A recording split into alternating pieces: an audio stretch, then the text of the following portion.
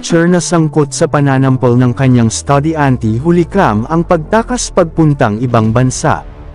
Mainit-init pa rin nga sa ngayon ang isyo at kaso na kinasasangkutan ng guro na di umano ang dahilan ng biglaang pamamaalam ng kanyang studyante.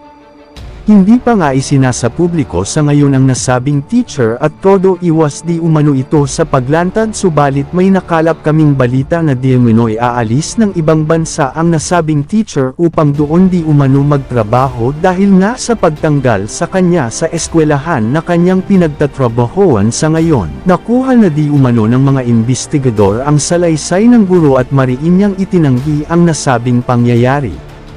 Hinala tuloy ng iilan na baka planong umalis ang nasabing guro upang takasan ang kasong kanyang kinasasangkutan sa ngayon.